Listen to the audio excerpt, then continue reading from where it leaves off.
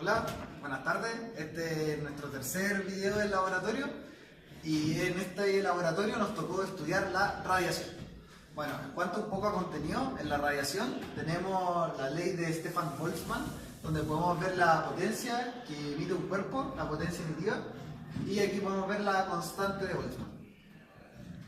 También existe otro parámetro que es la emisividad, y la emisividad compara la potencia que emite un cuerpo versus la potencia que emite un cuerpo ideal, que en este caso sería un cuerpo negro.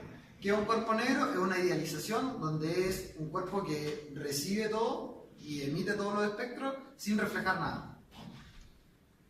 Por último, tenemos el factor de forma, que esto también lo vamos a usar en este laboratorio, y que compara la potencia del receptor versus la potencia del emisor. Al final como que vemos una relación de cuánto se aprovecha la potencia de radiación que se está emitiendo versus el receptor, cuánto logra recibir de ese porcentaje. Entonces nos podemos dar cuenta que nunca va a ser mayor a 1. Eso. Ahora vamos a hablar un poco de la experiencia. En la experiencia teníamos una regla y una fuente y un receptor. En esta fuente era una caja negra donde adentro teníamos nuestra fuente y aquí había un agujero donde emitía la fuente solo por ese espacio. Acá tenemos los datos del diámetro y del área de la fuente, donde el área es 1,327 por 10 a la menos 2 metros cuadrados, por si no se alcanza a ver.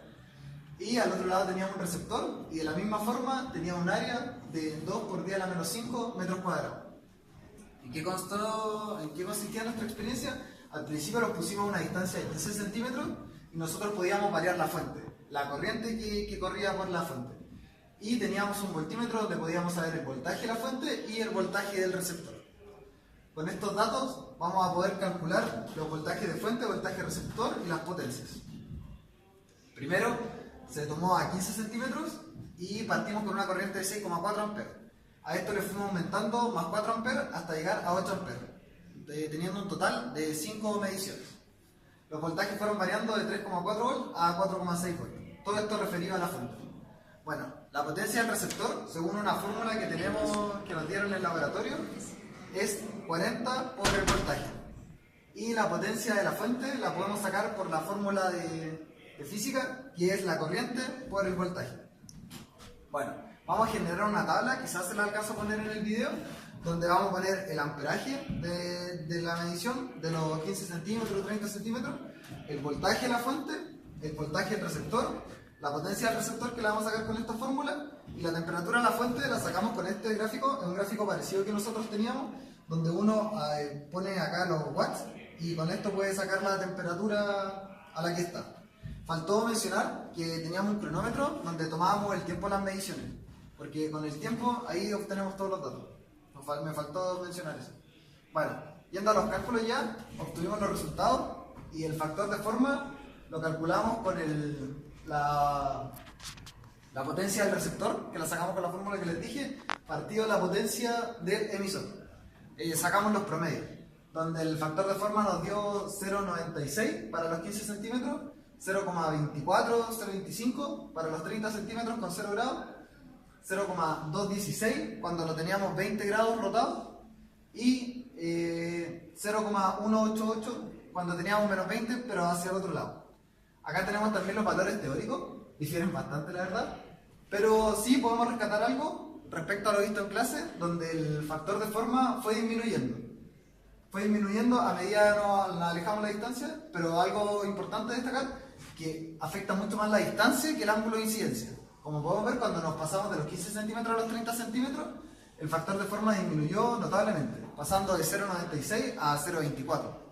En cambio, cuando cambiábamos el ángulo del receptor, 20 grados hacia un lado, variaba poco, de 0,24 a 0,21, 0,22. Estamos hablando de 0,02 lo que varía. Y cuando giramos para el otro lado, 0,18. De la misma forma varió poco.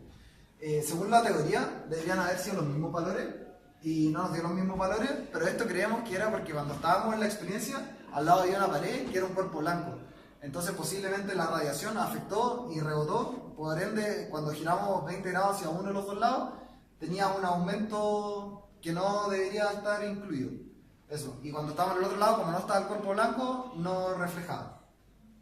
También sacamos la emisividad, que era con la fórmula la del cuerpo, la potencia del cuerpo partido del área y la fórmula de la potencia emitida del cuerpo negro.